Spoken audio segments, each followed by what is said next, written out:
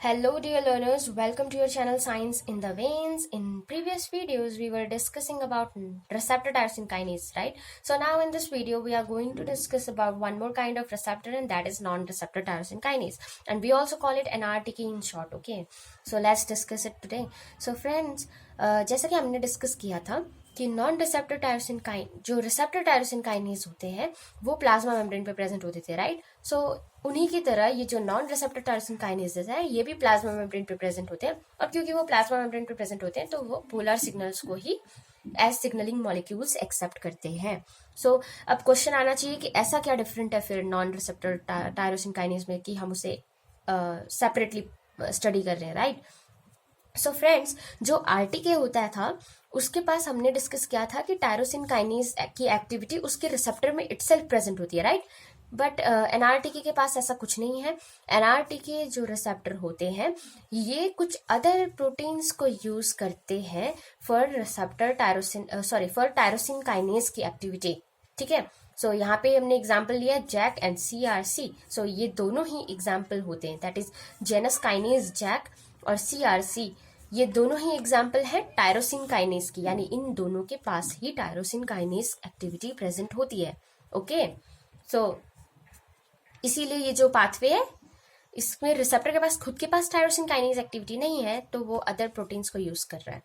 सो friends, ये जो question है एक सीएसआर में बहुत ही ऑफन पूछा जाता है, दैट इज इनमें एग्जाम्पल्स पूछे जाते हैं कि कौन से पोलर सिग्नलिंग मॉलिक्यूल्स जो है वो यूज होते हैं. सो ये कुछ इंपॉर्टेंट एग्जाम्पल्स हैं यहाँ पे, जैसे कि interleukin, cytokines and interferons and growth factors.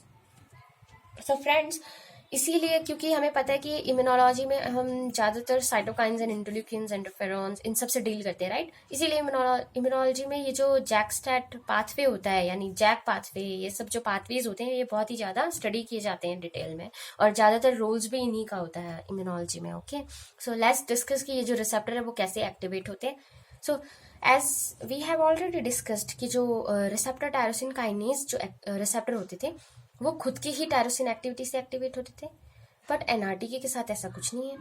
देखो फॉर एग्जांपल यहाँ पे एक पोलर सिग्नल जैसे कि साइटोकाइन जो था वो प्रेजेंट है, ठीक है, आ गया एनवायरमेंट में प्रेजेंट है, और अब ये जो रिसेप्टर थे जो पहले अलग अलग प्रेजेंट थे now they will get dimerise, यानी वो दो रिसेप्टर मिलकर एक डाइमराइज्ड फॉर्म करेंगे. पर क्योंकि इस रिसेप्टर के पास कोई टायरोसिन काइनेज की एक्टिविटी नहीं थी तो अब कोई और प्रोटीन जो होगा वो आके रिसेप्टर से अटैच होगा, जैसे कि यहाँ ब्राउन कलर में ये प्रोटीन जो है कोई अदर प्रोटीन है जो आके इससे अटैच हो रहा है, और इस प्रोटीन के पास क्योंकि टायरोसिन काइनेज एक्टिविटी है तो ये जो है वो फॉस्फोरिलेट हो जाएगा. पहले इटसेल्फ फॉस्फोरिलेट होगा खुद. और होता कैसा है कि जो प्रोटीन यानी जो जैक, फॉर एग्जाम्पल ये जैक हम कंसिडर करें, ये इससे अटैच हो रहा है, यहाँ पे भी ये क्रॉस फॉस्फोरिलेशन करता है नॉन रिसेप्टर टायरोसिन काइनेज का. कैसे? क्योंकि ये वाला इस साइड जो जैक प्रेजेंट है वो इस रिसेप्टर की इस सब यूनिट को फॉस्फोरिलेट करता है, और इस साइड जो जैक प्रेजेंट है वो इस साइड वाले रिसेप्टर के सब यूनिट को फॉस्फोरिलेट करता है. इसलिए हमने ऑलरेडी क्रॉस फॉस्फोरिलेशन तो बहुत ही डिटेल में डिस्कस किया हुआ है लास्ट वीडियोस में. सो फ्रेंड्स, जैसे ये जैक फॉस्फोरिलेट हो गया है ये अब रिसेप्टर की डॉकिंग साइड को भी फॉस्फोरिलेट कर लेता है. ठीक है, डॉकिंग साइड जैसे ही फॉस्फोरिलेट होगी और डाइमराइजेशन भी हो चुका है रिसेप्टर का, इसलिए हम इस रिसेप्टर को अब क्या कहते हैं, एक्टिवेटेड रिसेप्टर. तो इस तरीके से ये इनएक्टिवेटेड फॉर्म से एक्टिवेटेड फॉर्म में आता है. प्रोसेस बिल्कुल सेम है, रिसेप्टर टायरोसिन काइनेज जैसा ही है, बस डिफरेंस क्या है कि वहां पे रिसेप्टर के पास ही टायरोसिन काइनेज की एक्टिविटी होती थी, यानी ये फॉस्फेट ऐड करने की एक्टिविटी होती थी, बट यहाँ पे हम किसी और प्रोटीन को लेकर आ रहे हैं पिक्चर में to provide tyrosine kinase activity to this receptor, है ना? सो बस that's the difference. So friends, under this non receptor tyrosine kinase एक बहुत ही इंपॉर्टेंट जो पाथवे जो कि पूरी इम्यूनोलॉजी जिसपे मतलब यूज होता रहता है इम्यूनोलॉजी में और भी बहुत जगह, ये जो पाथवे जीनस काइनेज पाथवे, ये पाथवे बहुत ही इंपॉर्टेंट होता है, और सीएसआर क्या इसमें गेट और सीएसआर दोनों में ही बहुत ही ज़्यादा रिपीटेडली क्वेश्चंस जो है वो पुट किए जाते हैं, तो इसको तो मिस मत करना इस पाथवे को. So let's discuss Janus kinase pathway now. Okay, so friends, ये जो जेनस काइनेज पाथवे है क्योंकि हम जानते हैं कि इसमें जो मॉलिक्यूल्स जो एक्टिवेट करवा रहे थे इस पाथवे को, वो कौन से थे? Interleukin, cytokines, interferons. अब ये सब कहाँ सिक्रीट होते हैं? इम्यून सेल्स में, इम्यून रिस्पॉन्स में ही देखे जाते हैं ना ज़्यादातर। इसीलिए यही रीज़न है कि जेनस काइनेस जो पाथवे है वो पूरी इम्यूनोलॉजी को में चलता रहता है। हर बार कहीं ना कहीं जो है इससे इंट्रैक्शन तो होना ही होता है अगर आप इम्यूनोलॉजी पढ़ रहे हैं तो, ठीक है। सो let's discuss this pathway in detail. And बहुत ही ईजी पाथवे है, लाइक रैस मैप वगैरह जो एमटॉर वगैरह जो पाथवेज थे वो थोड़ा डिफिकल्ट होती थी, but Janus kinase and all जो पाथवेज है वो बहुत ही ईजी है और सिंपल है, बस आप समझे ध्यान से। So friends, as you can see this is NRTK receptor present. Okay, ये एनआरटीके रिसेप्टर यहाँ पे डाइमराइज हो चुका है क्योंकि यहाँ पे कोई सिग्नल आया होगा। फॉर एग्जाम्पल ये रहा, ये सपोज कोई साइटोकाइन है या इंटरल्यूकिन है, ठीक है। सो जैसे ही ये सिग्नलिंग मॉलिक्यूल यहाँ पर आया, ये रिसेप्टर जो था वो डाइमराइज्ड हो चुका है, और इससे जैसे ये डाइमराइज होता है, इससे एक्टिवेट करने के लिए कौन इससे बाइंड करता है? वो होता है जैक, यानी genus kinase molecule. This is a protein which have tyrosine kinase activity, हमने अभी डिस्कस किया ऊपर। तो क्योंकि इसके पास टायरोसिन काइनेज की एक्टिविटी है जैक के पास, तो ये जैक क्या करता है?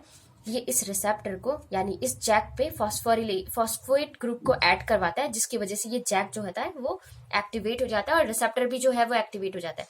और क्योंकि जैक फॉस्फोरिलेट होता है तो वो डॉकिंग साइट को फॉस्फोरिलेट कर चुका था, हमने अभी डिस्कस किया कि एक्टिवेटेड रिसेप्टर में क्या होता है, जैक भी फॉस्फोरिलेटेड होता है और डॉकिंग साइट भी फॉस्फोरिलेटेड होती है। तो क्योंकि ये डॉकिंग साइट अब एक्टिवेट हो चुकी है, इसलिए अब ये फर्दर कैस्केड को ऑन करा सकता है। तो अब फर्दर कैस्केड में इस पाथवे में एक मॉलिक्यूल आता है, that is STAT protein. Okay, तो ये जो स्टैट है इसके पास प्रेजेंट होती है SH2 domain, by which it will bind to the docking site, जो कि फॉस्फोरिलेटेड है। अब हमें पता है कि फॉस्फोरिलेटेड डॉकिंग साइट जो है वो क्या करेगी? स्टैट के बाइंड होने के बाद स्टैट को ही फॉस्फोरिलेट कर देगी और एक्टिवेट कर देगी और फर्दर कैस्केड को परफॉर्म होने में हेल्प करेगी। ओके, सो फ्रेंड्स, यहाँ पे क्या होता है कि जैसे ये स्टैट जो प्रोटीन होता है, ये दोनों ही डॉकिंग साइट से बाइंड करके एक्टिवेट होता है, राइट। अब ये जो स्टैट होता है, इसके नेम को आप ध्यान से पढ़ें, इसका फुल फॉर्म भी पूछा जा सकता है क्योंकि इसके नेम में इसकी एक्टिविटी होती है। स्टैट का फुल फॉर्म होता है signal transducer and activation of transcription. अब इसका ये जो फुल फॉर्म है ये अभी समझ में आएगा क्यों है। ओके, सो फ्रेंड्स, जैसे ये स्टैट जो होता है फॉस्फोरिलेट हो जाता है, जैक इसे फॉस्फोरिलेट कर देता है, यानी डॉकिंग साइट से ये फॉस्फेट ग्रुप लेता है, तो ये एक्टिवेट हो जाते हैं और ये बनाते हैं स्टैट का डाइमराइजेशन फॉर्म, यानी 2 स्टैट प्रोटीन्स आकर एक साथ जो है वो बाइंड हो जाते हैं, ठीक है, ऐसे। तो इससे क्या होता है कि स्टैट का एक्टिवेशन हो जाता है। अब इसका नेम हमने अभी डिस्कस किया कि ये एक ट्रांसक्रिप्शन करवाने के लिए बहुत ही इंपॉर्टेंट फैक्टर होता है और सिग्नल ट्रांसड्यूसर होता है, यानी इस सिग्नलिंग को आगे ले जाएगा। तो ये जो स्टैट होता है ये डायरेक्टली एक्टिवेशन के बाद एंटर करता है न्यूक्लियस में, और हमें पता है न्यूक्लियस में DNA फ्रैगमेंट होगा जहां पे ये बाइंड करेगा और अपने यहाँ पे जितने भी प्रोटीन्स को ये रेगुलेट करेगा उनका ट्रांसक्रिप्शन। जैसे ही ये एक्टिवेटेड स्टैट इस फ्रैगमेंट से बाइंड करता है DNA के, इसका ट्रांसक्रिप्शन जो है वो एक्टिवेट हो जाता है और फर्दर जो इसके रिस्पॉन्सेज होते हैं वो जो है एक्टिवेट हो जाते हैं। सो फ्रेंड्स, ये तो था जीनस काइनेज पाथवे, जिसे हम शॉर्ट में क्या हम अदर नेम से बुलाते हैं, that is JAK STAT pathway, और बहुत ही कॉमन पाथवे और बहुत ही ईजी था जैसा कि आप देख सकते हैं। तो फिर यही था जैक स्टैट, और ये इम्यूनोलॉजी में बहुत डिटेल में स्टडी किया जाता है। और that's it. So I hope you got this pathway and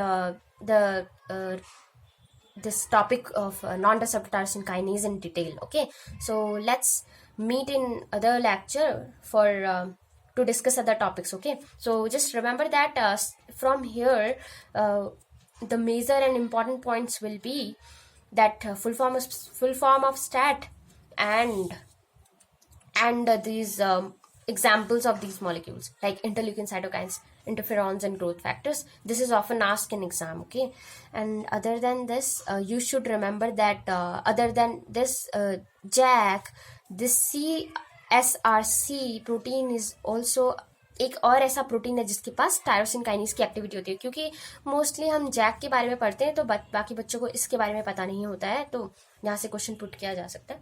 so do not forget to remember this also. So friends, that's it about today's video. I hope you got the concept. So let's meet for other videos also. Subscribe to this channel and like this video. Thank you.